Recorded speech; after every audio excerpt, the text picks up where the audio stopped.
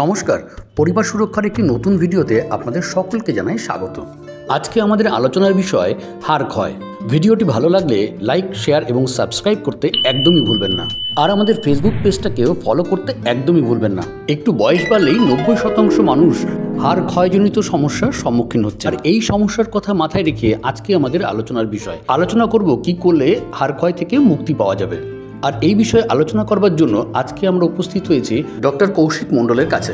Mainly হচ্ছে physical activity সকালে morning walk করা বা একটু জিম করা, সুইমিং করা, কোনো এক্সারসাইজ করা। এবং এখনকার দিনে যেটা হয়ে গেছে কি এই মোবাইলের মধ্যেই সবাই এত বিজি হয়ে যাচ্ছে, তো আউটডোর অ্যাক্টিভিটি এত আমাদের কমে গেছে। তো আউটডোর অ্যাক্টিভিটি যত কম হবে তত আমাদের অস্টিওপোরোসিসের চান্স তত বাড়বে। সেডেন্টারি লাইফস্টাইল যত হবে অস্টিওপোরোসিসের চান্স বাড়বে। যত আমরা ফাস্ট ফুড খাবো সেক্ষেত্রে আমাদের আরও অসুবিধা হবে। এই জিনিসগুলো থেকে যদি আমরা নিজেকে কন্ট্রোল করি, ফাস্ট ফুড না খাওয়া, যদি ফিজিক্যাল অ্যাক্টিভিটি রেগুলার মেনটেন রাখা, তাহলে আমার মনে হয় অনেকটা বেটার হেলদি লাইফ হবে। ডাক্তারবাবুর কাছে জানতে চেয়েছিলাম কি খাবার গ্রহণ করলে শরীরে ক্যালসিয়ামের মাত্রা বাড়ে।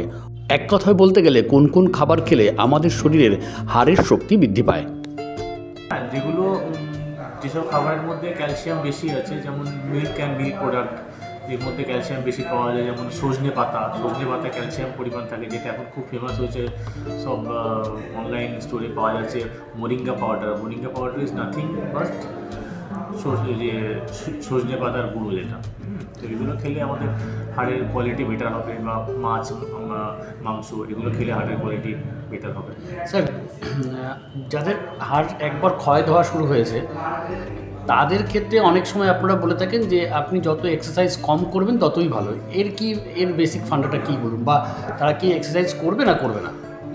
যাদের হাড় ক্ষয় শুরু হয়ে গেছে সেক্ষেত্রে এক্সারসাইজ করবেন না এরকম কেউই বলে না। এক্সারসাইজ আগে করতে হবে, তাকে একটা রুটিন এক্সারসাইজ করতে হবে। রুটিন এক্সারসাইজ করলে তার হাড়ের স্ট্রেংথেনিং বাড়বে, কমবে না। এক্সারসাইজ করলে মাসেলের পাওয়ারও বাড়বে, মাসেল বাল্ক বাড়বে। মাসেল বাল্ক বাড়ার সাথে সাথে বোনও স্ট্রেংথেনিং হবে।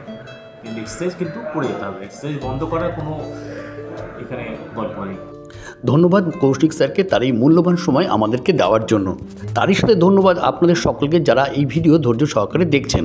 আপনারা সবাই সুস্থ থাকবেন। দেখা হবে অন্য কোনো ভিডিওতে। ততক্ষণ ভালো থাকুন, সুস্থ থাকুন।